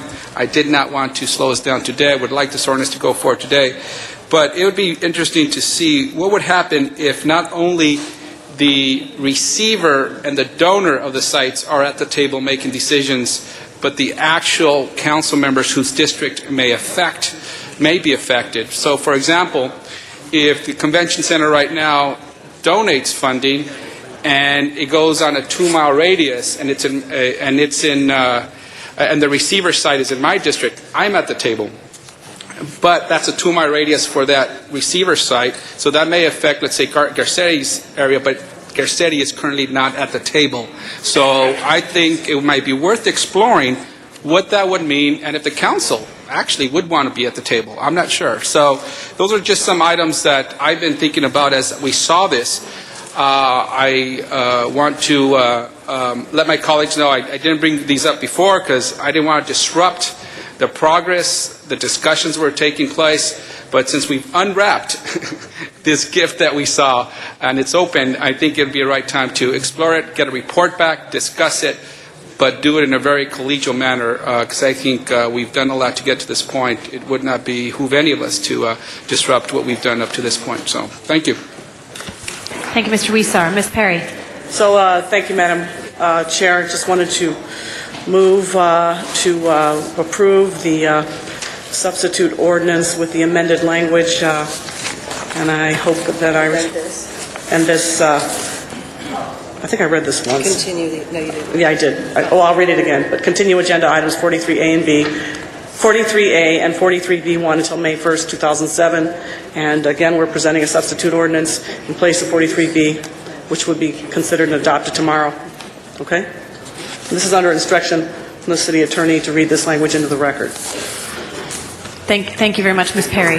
So, Madam Clerk, you want to inform us as to what our first vote will be? The first item before council is Councilmember Huizar's motion that's requesting a report back to the Plum Committee on various items. Okay, so the first item is Mr. Huizar's motion. Madam Clerk, open the roll, close the roll, tabulate the votes. 13 ayes. 13 ayes. Okay. Next item. Then before council is Councilmember Perry's substitute that continues recommendations 43A and B to May 1st and presents the substitute motion or ordinance, and that will be before council tomorrow for final adoption. Thank you. That item is now before us. Madam Clerk, please open the roll, close the roll, tabulate the votes. 13 ayes. Thank you very much. Thank you, Ms. Perry. Next item. Next item, Madam President, is item 25, and that was called special by Councilmember Garcetti. Mr. Garcetti. Thank you very much, Madam President and colleagues. Here we find ourselves at the same place today as we do each year, trying to honor a group of men who defended our freedoms here in the United States and around the world, but who history has bypassed.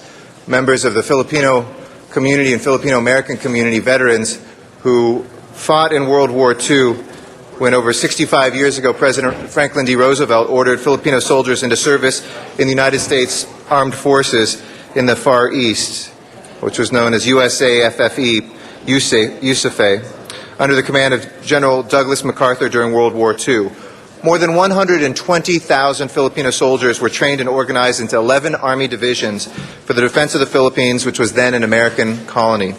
However, after the war, the U.S. Congress bypassed these men who were promised the benefits of service in the United States Army.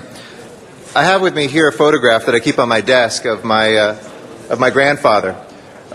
He was a member of the United States Army who fought in the Philippines, Salvador Garcetti. He actually was a Mexican-born Mexican citizen, having fought in World War II in the Philippines. He earned his United States citizenship. But unlike my grandfather, who then set in motion what has been for my family an American dream, many of these soldiers had history bypass them. Many of them now in their 80s and 90s, living here in Los Angeles, living in our own communities. And they continue to fight for full veteran status in the government, because the U.S. government Congress passed what was called the Rescission Act, which did just that. It actually took away the benefits, the veteran support, the health care, the pensions of these brave men who saw their friends killed, saw themselves injured, and who still live with the sadness of what happened to them. They've staged hunger strikes, protested here in Los Angeles. I know Councilmember Reyes, Mr. Huizar, others have been a part of supporting these brave men. In Washington, D.C., they've literally chained themselves to the White House, lobbied elected officials to gain what they deserve, full equity and justice. This is something we spoke with the Congressman Filner of San Diego about, who's the sponsor, and this is the year that these men, who are literally dying as we speak, who have seen history bypass them, our own freedom rests on their shoulders and they can't even get health care. They live with the traumatic stress of World War II, some of them in the Bataan March, who saw people starve to death alongside them. And we say that we will stand again with them as Senator Inouye's Senate Bill 57, the Filipino Veterans Equity Act of 2007, is before us. And when both houses of Congress pass it, because I feel like they will this year, and we got there last year, this president can make history by signing it. It's not a heavy cost to our national budget at a time when we've seen veterans come back from the current war that we're in and treated with some deplorable conditions. Let us not just take care of the present, but let us make right the past. And I ask you for your support today. Thank you very much. Thank you, Mr. Garcetti. Next speaker, Mr. Huizar. Thank you, and I first want to thank President Garcetti for continuing to bring this to us each and every year, that we not forget the contributions that our fellow veterans have made to defending the liberties that we today enjoy in this great country. As Mr. Garcetti said, hundreds of thousands of Filipino soldiers bravely fought alongside Americans during World War II. Many of them actually fought in some of our most bloodiest battles, including the 65-mile Baran Death March. And they have made many tremendous sacrifices and suffered heavy casualties in many of those battles. Filipino veterans deserve the same rights, privileges, and benefits as American veterans of World War II, and the Filipino Veterans Equity Act of 2007 would ensure that they receive them. The thriving Filipino community is throughout Los Angeles, and in fact, here in Los Angeles, we have one of the highest concentrations of Filipinos than anywhere in the country. I think if the city of Los Angeles stands up, we will not only be standing up for our constituents, but also standing up for an injustice that was put on these veterans, and we will correct that injustice. I want to thank again President Garcetti, and hopefully this is the year that many of these veterans receive the benefits they deserve. Thank you. Mr. Rosendahl. Bill Rosendahl. Your turn. Thank you, Mr. President.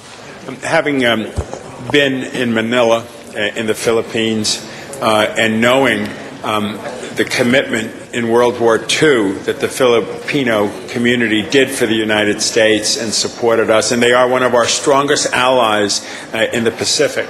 It is justice due. It is long overdue, and we should all support this federal legislation. Filner was in town yesterday on another issue about veterans, but he's very focused on this. Makes a lot of sense for all of us to support not only the Filipino Americans here, but the Filipinos in general who give so much to the United States and participate in so many activities here and are part of us and the family. It's the due respect that they should be getting that they haven't gotten. Unanimous vote on that, Mr. President. Thank you, Mr. Rosendahl. Mr. Reyes. Thank you, Council President. I also rise to support this effort. We think of the Filipino-American experience and the Filipinos during that time. No one knew better the terrain. No one understood how to deal with the enemy any more than the folks, the indigenous, the Filipinos who live there. It's because of their effort we had many victories. With their support, we had many victories. So it's about time we recognize the significant role of what the Filipino was able to do for this great country at a critical time in our history. And for us to omit, to oversee, to make less what that role was at that time as the individuals who understood the terrain, who understood the geography, who understood the weather, all that factors in how our soldiers were able to be effective in taking out the enemy. and sacrificing their own families, their own villages, their own towns in the process, since they were not the ones that were considered American soldiers, but were fighting as bravely as our American soldiers. So again, I stand in support of this effort and continue to support the Filipino community in this great effort. I want to thank Councilman Garcetti for his tenacity in making sure we continue to raise this voice and this concern year after year. I encourage that I vote. Absolutely, thank you. That matters up for a vote. Open the roll.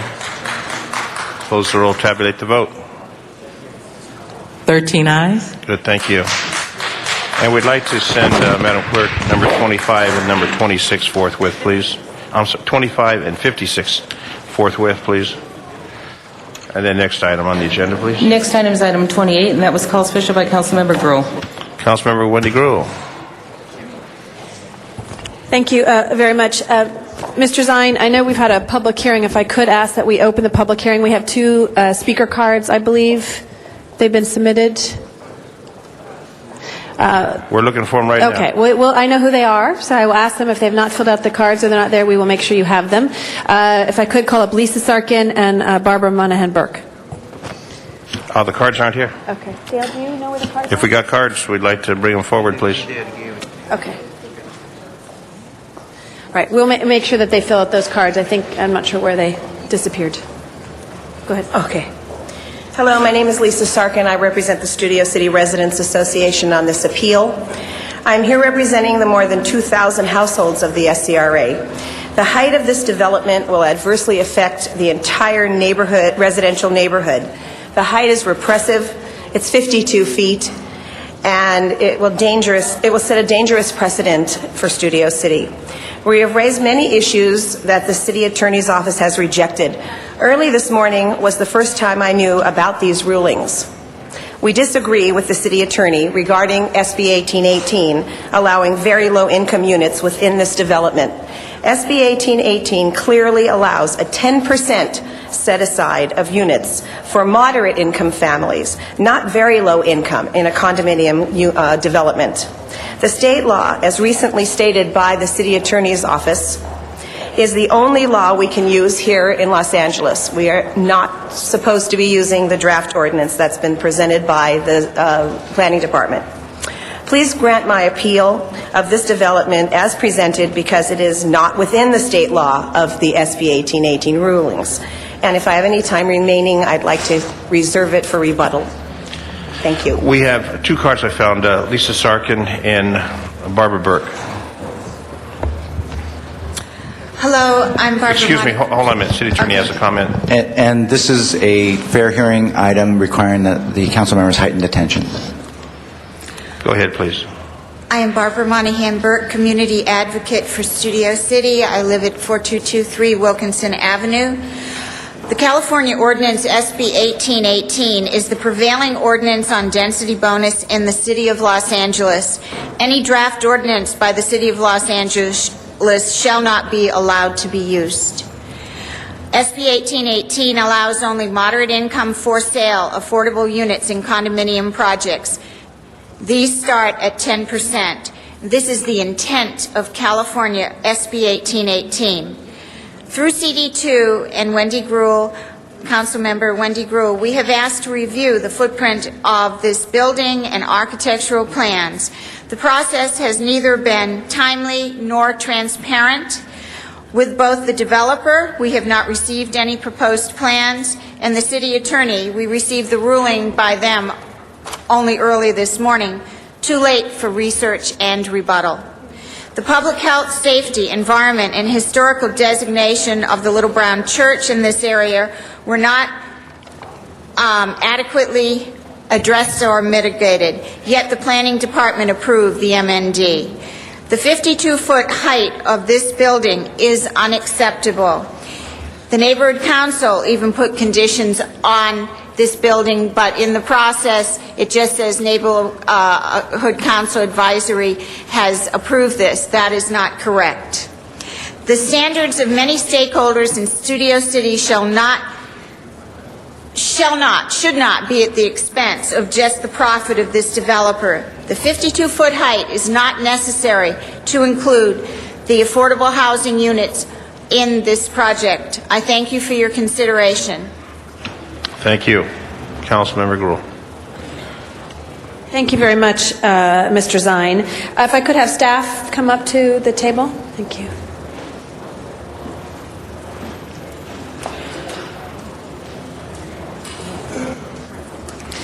A couple of questions, and I know this is an issue that my staff have been asking you as well regarding the density bonus and, excuse me, and the implementation of SB 1818. Some of the issues that we actually brought up at the previous hearing, also at the Plum hearing.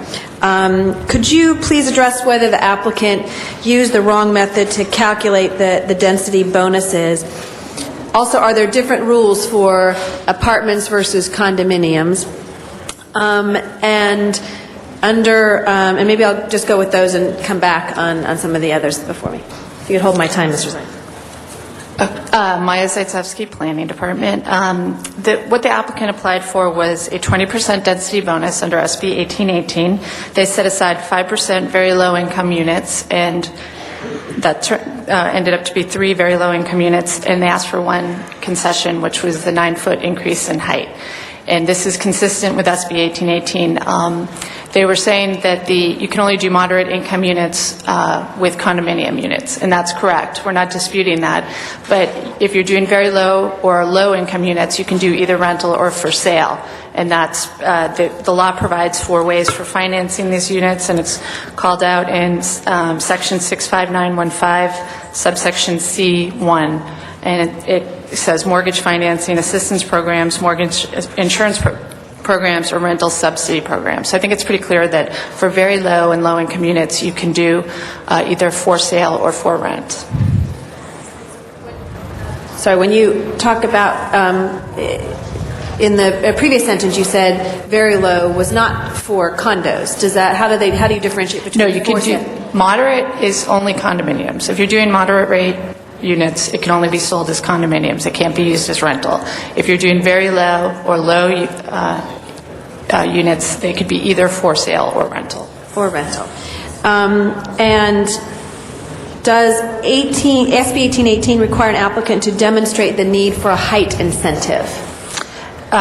It's not my understanding that it does. It says that if we deny the incentive, then it could only be done for certain reasons, but we didn't deny the concession. We approved it, so it's not required to prove that it's necessary. What the applicant has said is that it provides for bigger units of their for sale units, which would allow them to sell them for a higher price, and that way it could help subsidize the cost of the other units, the 3 set aside units. And the questions raised by the 2 constituents and representing, could you address their issues that they raised? Well, one of them was saying, Lisa Sarkin was saying she disagrees with the city attorneys that regarding the moderate income units. I don't know if you want to address that any further, or no. Deputy City Attorney Ken Pong, I agree with staff on that, on the response. And that was what you just described as far as the for sale condos and those that are yes. Okay.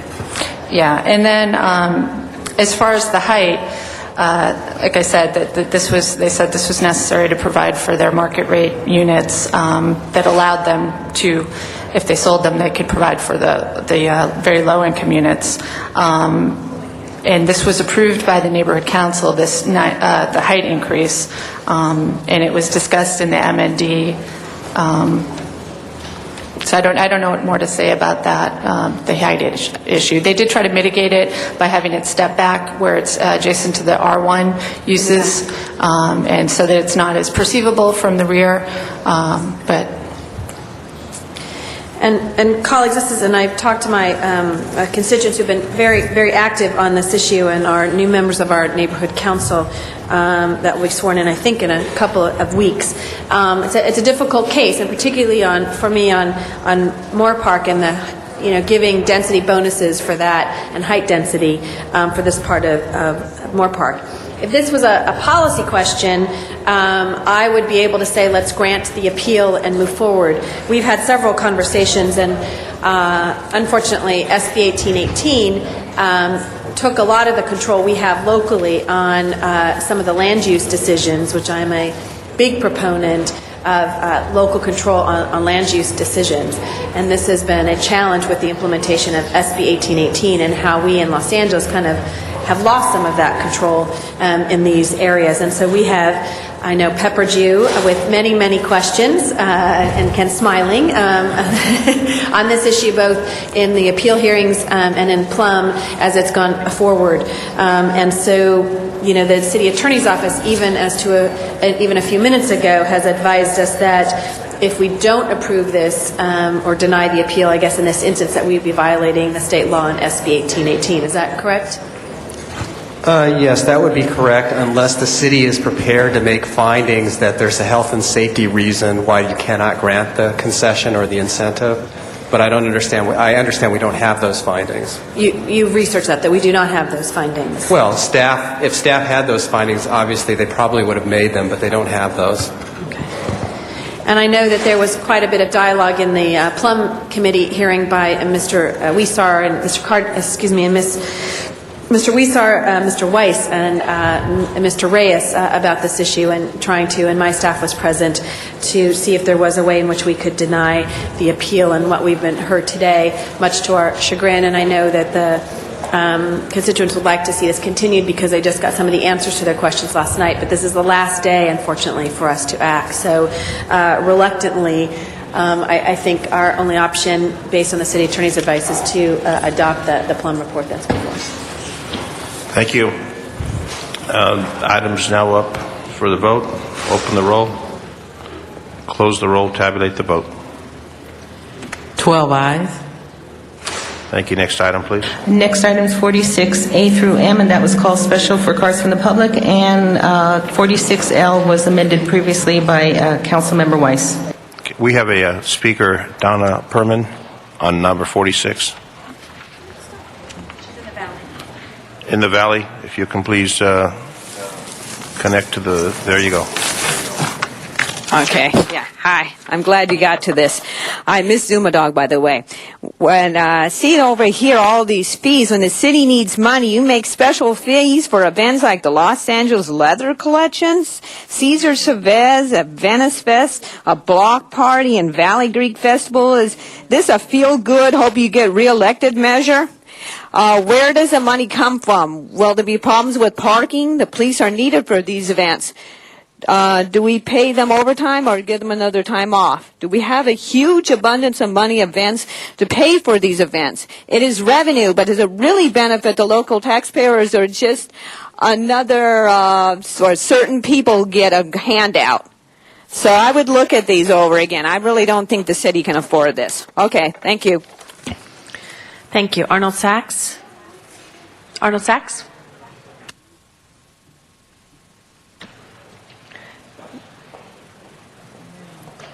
This is on item 46. I'm sorry, Madam Chairman. I don't believe I put a card in for 46. I have one for 54. They put it in this one, so we'll wait then, Mr. Sachs. Thank you. We'll call you on item 54. Madam Clerk, please open the roll on item 46. Close the roll. Tabulate the votes. 12 ayes. Thank you. Mr. Sachs, I think they had you on 59. Did you call 59 special? That's our next item. I'm sorry, I can't hear you. You can have the microphone.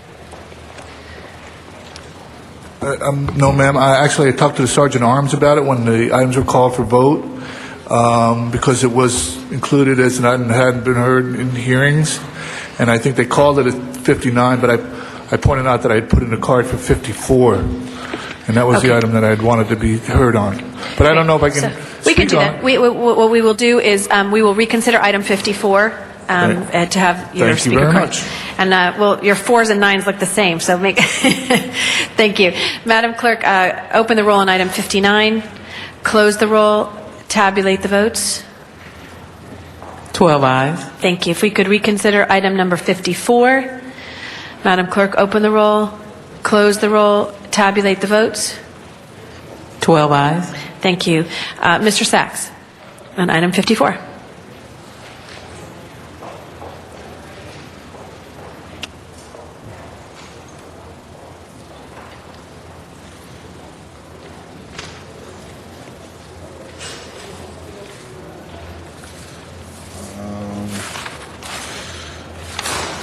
Thank you very much. Very quickly, item 54 involves $100,000 to District 11. For 2 cents, I can tell you the traffic is terrible. The MTA has voted not to proceed with the authorization for or recommended not to proceed with authorization for the Green Line Construction Authority Commission. And as far as homelessness, facilities, there aren't any. And after going to the meeting, the special Transportation Committee meeting hearing yesterday, I was wondering if the same avenues that were used by the public to form the preferential parking district, the overnight parking district, would be available to the people who need to fund, to have made available housing for the homeless and or facilities that will be made available to the people that will be removed once this overnight parking district becomes legalized. Where will the people who live in their cars, where will they have to, what facilities will be made available, or what percentage of the money, this $100,000, will go towards providing facilities for them to have a place where they can stay or use or be made available for their use. Now, once they're eliminated from parking on the streets of Venice. Thank you. Thank you, Mr. Sachs. Madam Clerk, if you could open the roll on this item, close the roll, tabulate the votes. 12 ayes. Thank you. Next item. Next item, Madam President, there is a special one motion that has been presented by Councilmember Parks and seconded by Councilmember Smith, and the City Attorney will speak to the findings. Thank you, Mr. City Attorney.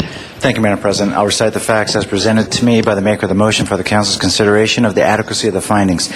Since the posting of today's agenda, the City has received an offer to sell Figueroa Plaza to the City. However, the City has only 20 working days within which to respond to the offer. Immediate action is required to instruct several City departments to thoroughly research the offer and report back to Council within the compressed time frame. Council must first make findings pursuant to Government Code Section 54954.2 before considering the substantive motion. Thank you. Do you want to speak on the findings, or we'll vote on the findings? Okay, thanks, Mr. Parks. Madam Clerk, open the roll on the findings, close the roll, tabulate the votes. 12 ayes. Thank you. Mr. Parks. Thank you, Madam President. I just would like to move forward on this issue that as the Budget and Finance Committee has looked over the last couple of years on how we can reduce our cost of leasing space, and we're currently at about $24 million. We had this item before in which looked at Fig Plaza as a potential home for city resources. We have an opportunity to reevaluate the sale of this or purchase of this property, and there's several options that could be beneficial. We could reduce the amount of leasing that we're paying. We currently pay about 50% of the building is city employees, which we are now paying money and would be close to whatever we buy it for. We'd be able to convert that to the price of our monthly fee on paying the note. We also would have to make a decision whether in the future should we continue to buy versus build.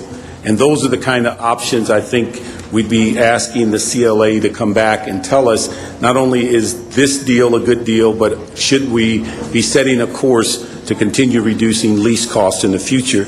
We'd also like to make one technical change on the last sentence of the motion. It should, instead of April 13th, it should be April 10th on the return. But that's the whole essence.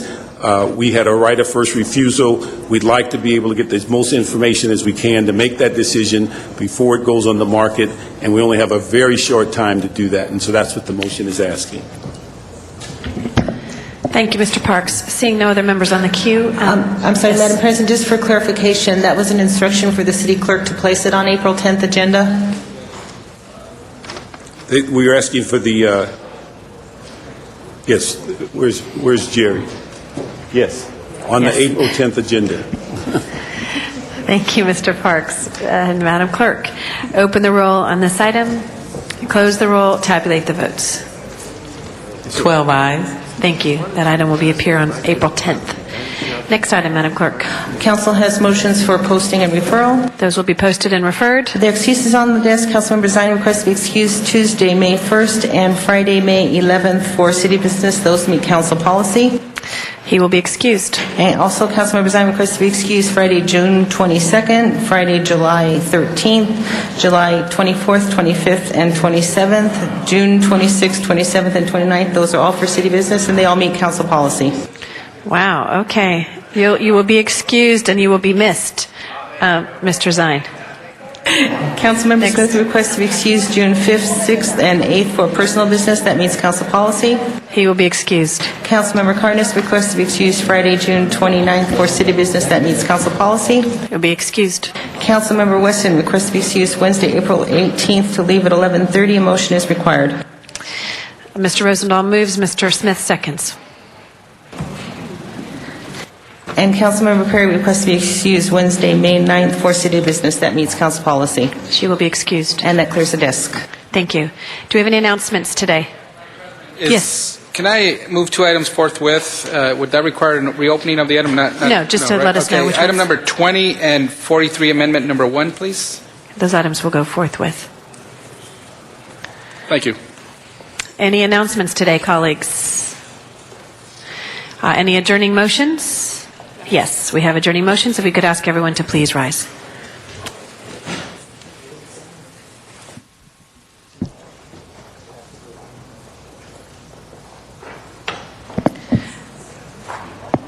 Ms. Hahn. President, I'd like us to adjourn today in the memory of Tom Martin. I don't know if we've done that yet. Tom was the field deputy for Supervisor Don Kanabe. And Tom passed away Friday, and he was only 61. He worked for 26 years as a field representative for former State Senator Bob Beverly, and then 9 more years as a field deputy for County Supervisor Don Kanabe, who called him a class act. Don said that Tom was the godfather of field deputies. He really did his job well. Tom moved to Manhattan Beach when he was 11, when his father, Gail Martin, became the city manager in Manhattan Beach. He attended Bishop Montgomery High School, USC, where he studied political science and public administration. Tom served in the Navy during the Vietnam War and then returned to the South Bay. And he signed on with Beverly in 1969, who was a freshman Republican assemblyman from Manhattan Beach. He stayed with Beverly until he retired from the California Senate in 1996, and then he worked for Don Kanabe, retiring in 2005 when he became ill. He's survived by his wife, Jerry, 2 stepsons, Brian and Jimmy, and 2 stepdaughters, Terry and Leisha.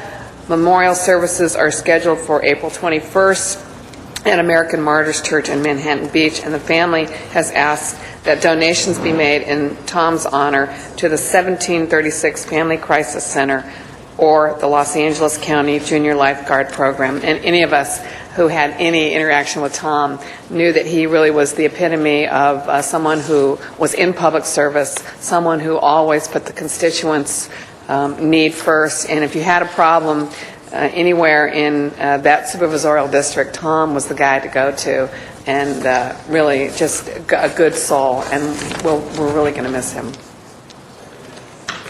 Thank you. I'd also like us to adjourn in memory of Michael Martinez, who was only 14 years old, and passed away on March 21st. He was his whole life spent in San Pedro.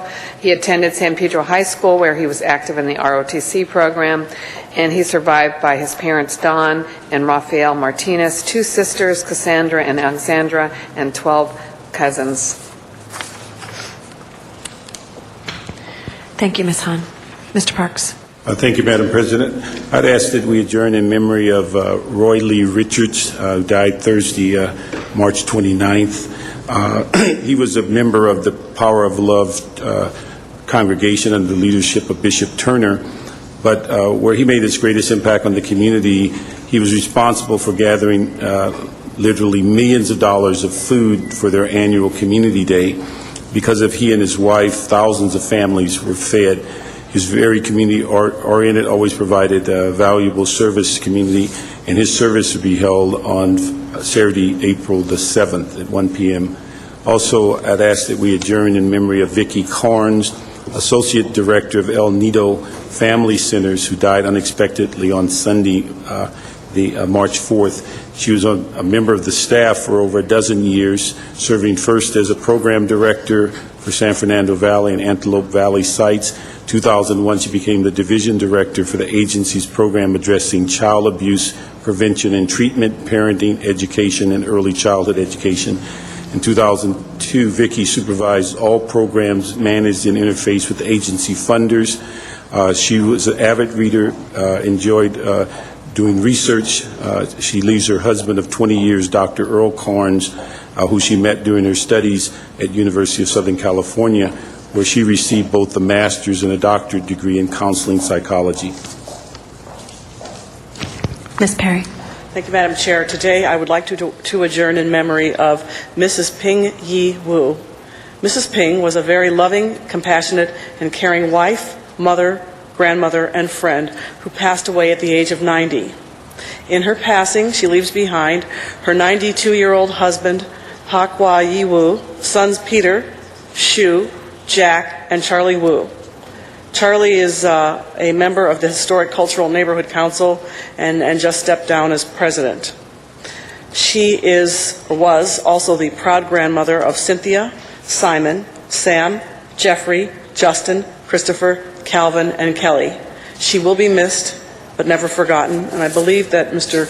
Reyes would like to sign on. I'd like to as well. All members. All members. Madam President? All members. Yes. I just want to add that the Wu family has been an extraordinary family in Chinatown, in Central City. They've been very, very generous in the seasons, especially the Christmas seasons, where they offer many families, many kids the cheer of the holidays with their great heart. And just want to make sure that we adjourn and our prayers are with the family. Thank you, Mr. Reyes. Are there any other adjourning motions? If not, Madam Clerk, please call the roll. Meeting's adjourned.